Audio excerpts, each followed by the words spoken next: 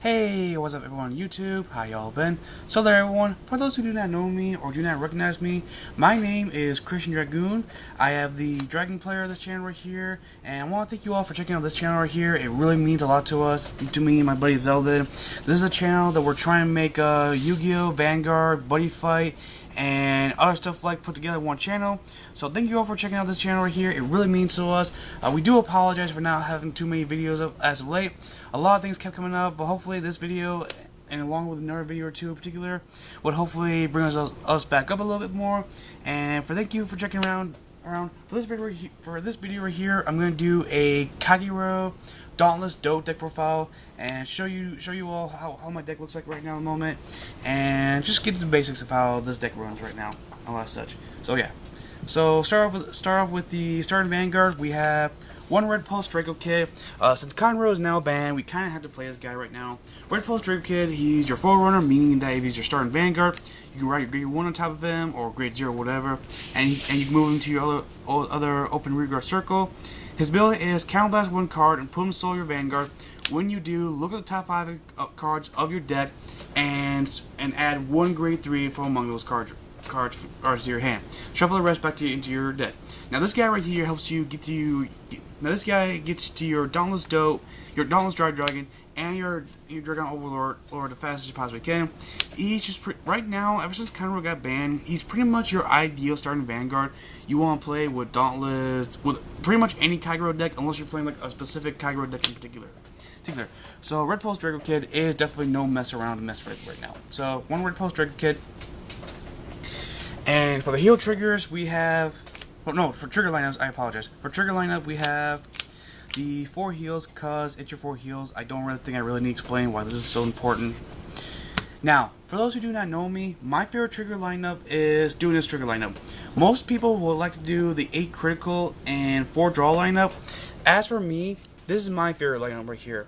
My favorite lineup is to do the 6 critical and 6 draw lineup right here.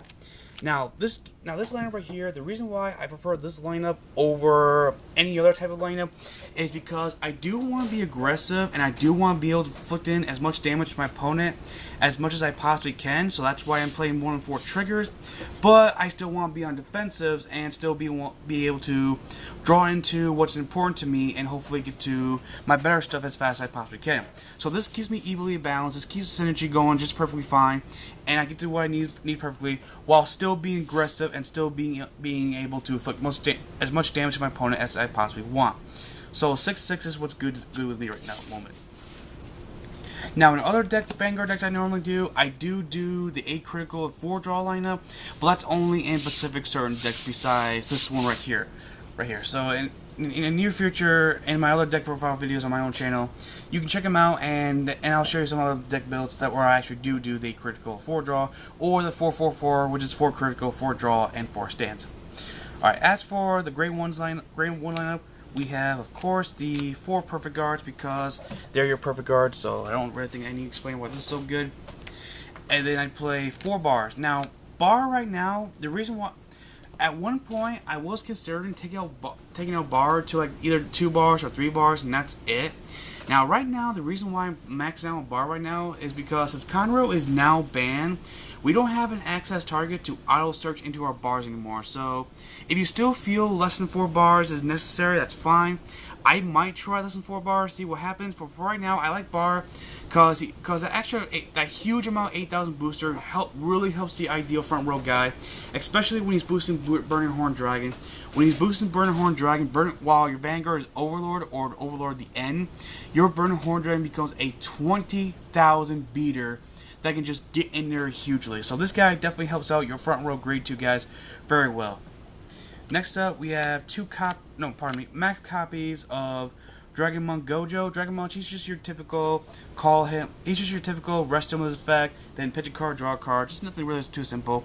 You can either do that or use him as a booster, and he's actually not a bad booster when you do that. He's a 7k booster, so either one or the other is actually pretty good. Now, I've seen people actually cut out Monks down to 2 1 per deck, which is actually understandable, because there's that new Kagero, that actually Winged Dragon, that actually works just like Rising Phoenix for Kageros. Now, the only reason I'm not playing him right now is because I do not yet have any extra copies of him. When I pick up extra copies of him, I'll definitely do the same thing. I'll definitely take out 2 monks to put in 2 copies of that new dragon that we recently got, because monk is good and all, but it kind of sucks where you have to put in a difficult situation where you're only allowed to pick either use him as a booster or use him as a drawer, and that's it. Like, it really puts you on a really huge offset right there, which does kind of stink right there. So when I pick up 2 copies of that new Rising Phoenix tribute wing dragon guy, I'll definitely take out the 2 monks to put him in. And for everything else of the great ones, we have 2 Flame of Hope Ammos. Ammo's pretty good because, unlike Dragon Monk Gojo, you don't have to be putting an optional. Granted, his power is not as high as Gojo, but unlike Gojo, you don't have to be put in that awkward spot too much of choosing either boost or draw. This guy's ability is when he's boosting a Kagero unit and the attack is a hit, you may pitch a card to draw a card. So its power is less than Gojo, so you're not gonna always make your attack as a hit. So your attacks are not always gonna be hit, and you're not always gonna be able to use that ability. But at least you actually have the 6,000 power to potentially help you out with what you need. So Ammo is actually pretty good for what he's worth, and that's why I'm doing what I'm doing with the Grade 1s right now. And that right there is the Grade 1 lineup. For the Grade 2 lineups, we play 3 copies of Burning Horn Dragons. Now, I play 3 copies instead of max copies, is because, keep in mind, this deck is Dauntless DOTE. You're not always going to be able to break ride your Dragon Overlord at the end on top of your Dauntless Drive Dragon. So when that happens, when you're stuck with Dauntless as your Vanguard, you don't really want to max out on Burning Horn Dragons, because you would rather have, because if your Vanguard is not Overlord, there would be times where you would rather have this guy as your rear guard. No, you would rather have Hunger Hell Dragon or not Holland, whatever you prefer, than this guy as your rear guard when you're doing your stuff. So 3 copies is just fine, and yeah, 3 copies just gets in there pretty well. Next, we have 3 copies of Bellicosty Dragon. Bellicosty Dragon is a really great card. His ability to allow you to take a card face down damage face up when his attack on your opponent's Vanguard is the hit really helps the deck a lot bit, because you're counterblasting for Berserk Dragon, you're counterblasting for Red Pulse Draco Kid, and you're counterblasting for your Dragon Overlord at the end. So this guy, and maybe your regular Overlord, depending on what comes up. So this guy helps you out with whatever you're doing with your deck, and he helps you roll with your strategies just fine, and yeah, all day long. And now and then your opponent will waste some resources just to block his off attack, just so you don't get that option of flipping card face down and damage to face up. And finish out the great. No, wait, not yet. Next, we have 3 copies of Berserk Dragon. Just your typical call, ride him, counterblast 2 cards, retire Grade 2 or less rear guard your opponent controls. Not the best Grade 2, but he does get in there really well. He does allow you to take out those annoying rear guards that you don't want to deal with. And when you deal with an annoying rear guard, as long as you have the card to pay for the cost, just call him, counterblast 2, boom, get rid of that annoying card, and you can just proceed to do what you're doing all day long. And this time, we'll end the Grade 2 lineup. To end the Grade 2 lineup, we have 2 copies of Seal Dragon, Hunger Hell Dragon. Now, you can use No Hollow, you can use Grab Shot, whatever his name is, whatever you prefer. I just prefer Hunger Hell Dragon just because he's a dragon, and as you all could probably best guess, I am a diehard dragon lover, so yeah, this guy's definitely really good. Now, Hunger Hell Dragon, I play him because he's just a basic, typical good Grade 2, 10k vanilla. A good Grade 2 great 10k vanilla does help you get in there. It does give you a little bit extra power every now and then, and helps you put at least some established power presence against your opponent, and it helps you roll with your strategies with what you're doing every now and then. So the 2 vanillas is pretty good, and that's all I'm really doing for Grade 2s. Now for the Grade 3s. For the Grade 3s, I play 2 copies of Dragon Overlord, of regular Dragon Overlord. Now I play him because I do not yet have max copies of Dauntless Drive Dragons. I currently only have 2 copies of Dauntless Drive Dragons, so these guys are okay fillers until I get more copies of Dauntless Drive Dragon in the deck right here. So, but for what he's worth, he does get in there pretty well, decently as such. Now what I normally do with this deck right here is, when I don't have Dauntless Drive Dragon yet, what I'll do occasionally now and then is I'll first ride into him, regular Overlord. Then next turn I'll ride Dauntless on top of regular Overlord, and then I'll ride Dragon Overlord at the end on top of these guys. So that way I get a break ride and a cross ride all at once. So regular Overlord is not terrible. Like, not the most useful, probably something you don't want to deal with when you're playing Dauntless DOTE, but it is definitely really useful, and it does allow you to get in there with some big, huge push plays. So regular Overlord is actually not a bad card. And next we have the 2 copies of Dauntless. Oops, pardon me. Where'd he go? There he is.